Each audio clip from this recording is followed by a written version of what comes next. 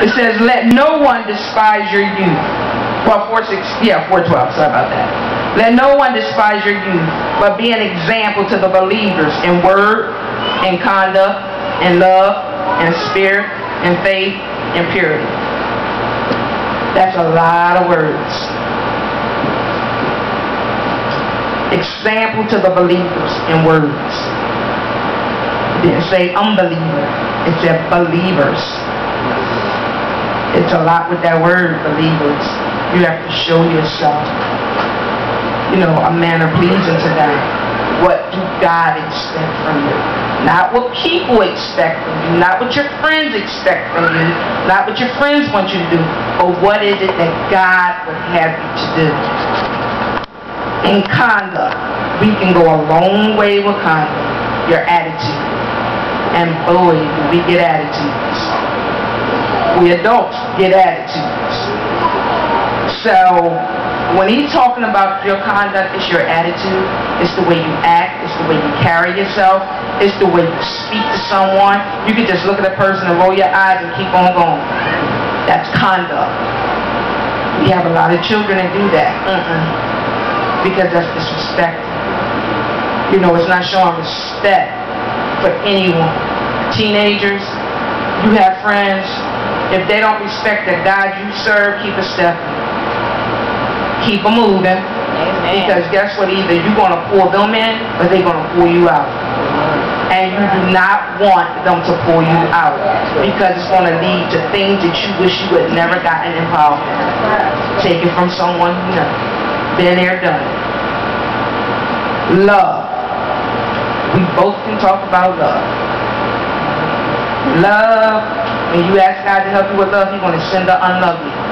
He's going to send you people who treat you like crap, who treat you like, oh, I don't want to be around you.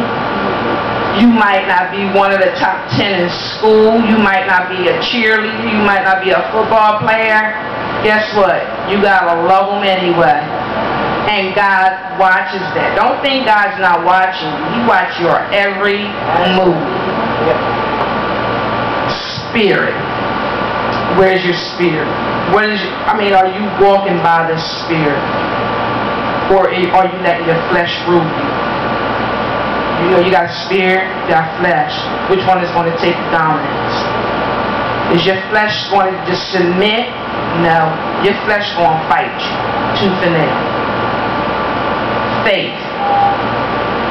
Faith is something that you just got to trust God for. When you want faith, you trust God. Where it's like, Lord, I don't see it. I know it's not going. I just don't see this happen. But you have to have the faith in God. Lord, you said, whatever I ask in your name, it's done. Believe it. Know God has done it. And you just keep trusting Him. And it's a daily walk. It's not going to happen overnight. You'll never be perfected on this earth. Sure. You're going to be learning every day, minute by minute, hour by hour.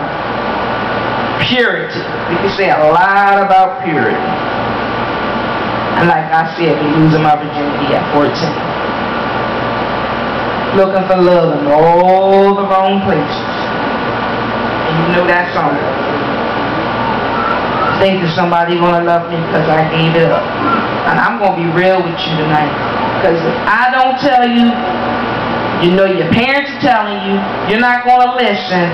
You're going to get somebody out there on the street that's going to think they can entice you with anything and everything. Say, I love you, whisper sweet nothings in your ear. And I mean nothings, because there's nothing. If they can't treat you like your mother treats you, your father treats you, your brother treats you, you don't need them.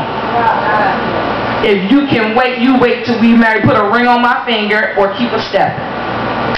And that's the way it needs to be. Nobody. You have people out here, they're not going to tell you. They're not going to be real with you. Yeah, your hormones are going to jump. I told you I'm going to be transparent with you. Because trust me, you're hearing it out there. Don't act like y'all never heard it. Y'all little kids, I see them as young as 9, 10 years old. You're hearing it out there. Trust me, you're hearing it. I see it every day. But I'm telling you, do not let yourself be enticed by words. And words. That's what the enemy gonna go on your words. That guy that you think is cute, oh, he's fine, he's a football player, oh man, I want him, guess what? Everybody else done had him. So you're not no different. And I'm gonna be straight up, I know. So it's getting to a point in this world, you're living in this world, you're not in heaven yet. And it comes to a point in your life, you have to make a quality decision. I don't care how young I am. Jesus started talking, went into the temple at age 12. His family could not find him. That's right. Guess what he was doing? Standing before older people, well seasoned, listening, teaching. And the parents wondering where he said, what do you think I'm doing? I'm doing what God called me to do. He said, I'm doing what my Father has called me to do. Meaning, each one of y'all, God has gifted. God has equipped you and you older ones here, to do what He has called you to do from the foundation of time. Don't think every gift that's in you is just there, it done came up from out of nowhere. No, God has placed that within you before you came to this earth. Spirit being. That's what we're talking about in spirit. How are you responding to what God has placed in you from the foundation? You can't run with what God has called you to do. Either you're going to do it and fulfill what God has called you to do, or you're going to take that to the grave with you. You need a legacy to pass on to your children, to your children's children. It goes on. God holds each and every one of us responsible. Even you youth now, listen. God is holding you responsible to do what He has called you to do. Not what you want to do, not what you feel like doing.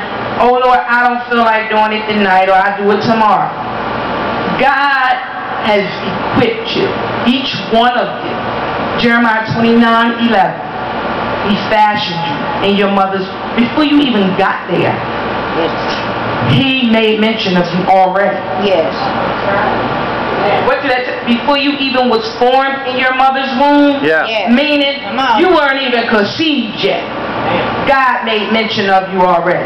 So when your mom and your dad came together in obedience to God, okay, for those who were married, I gotta rephrase that, in obedience to God, you have to realize that sperm cell. God said, Amanda, Martin, He called me. He swung out of all of those cells, one made it. It was your name on it. Because God didn't even He didn't even make no second thought about you going. He said, who's willing to come? Who's willing to go? Just like God said, who's willing to go to earth to bring my people back to me? He was saying the same thing before you was formed in your mother's womb. Who's willing to go? And each one of you sitting here volunteer. I'm willing to go. So now God is requiring you. He's asking you, who will go? Who's willing to minister? Who's willing to do what I've called them to do? You already told me you was going to do it. Yes, some of you missed the mark. We all did. Nobody's perfect. But God is giving you a second chance. He's coming to you tonight. Who's willing to go again? Are you willing to pick up your cross and follow Him? Not worrying about what people think. Not worrying about what your friends think, like I said. Not worrying about what the next door neighbor going to say.